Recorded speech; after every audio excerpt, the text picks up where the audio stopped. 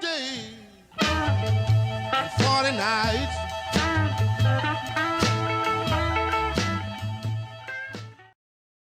So hey guys, and here we are at day 24, if I'm not mistaken, of our Lenten challenge, and welcome back again.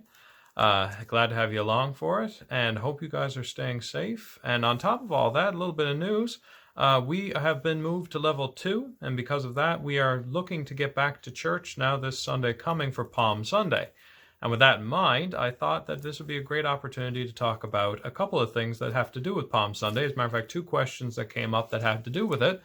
And I'm going to cover them both back to back and post them both today because I have 17 questions left to do and only 9 days to do them.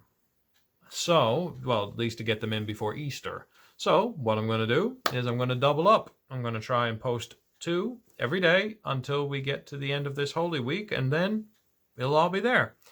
This will also include Sunday, yes. So I know there's a couple of rules I had to change, but this is what happens. So the question for today, the 2 of them, I'm going to start with this one.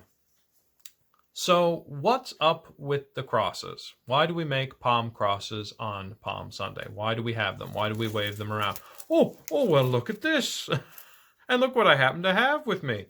So what I'm going to do is, not only am I going to time myself doing this, I'm going to see how many palm crosses I can make while answering this question.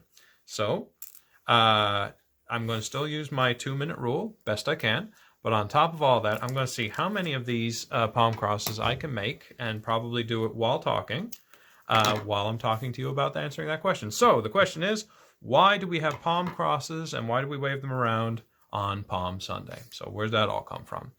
And go.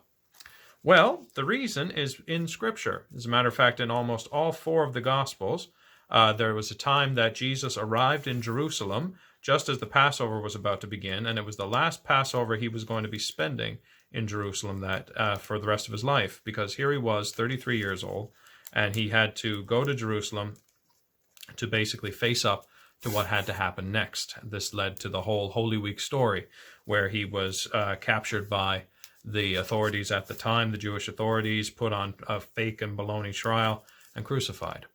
So with all that in mind, and we remember that for Holy Week, we have palm branches because as he entered into the city, he was riding a donkey, which was another question we'll get to in a bit. And while he was doing so,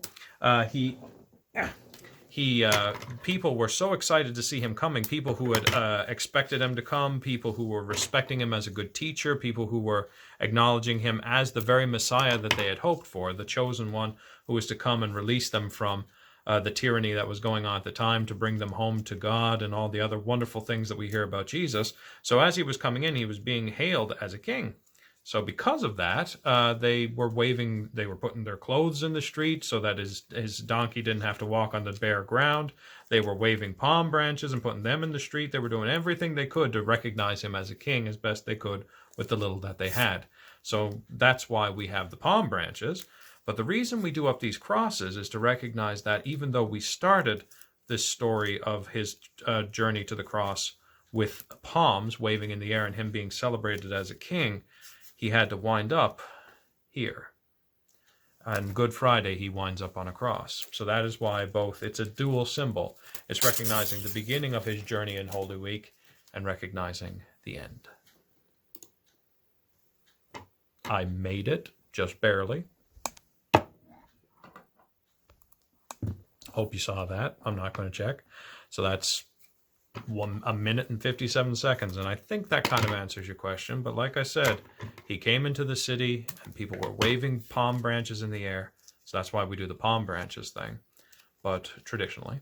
And then once he got there, once we get to that part of the story, we remember the whole of the story of the cross right there and then, as we also not only have the palm branch itself, but we also have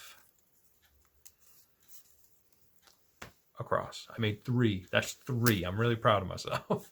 So anyway, guys, I hope that answers that question. Now, stick around for round 2, which will be the next one. So God bless, stay safe, pray safe, and here comes round 2.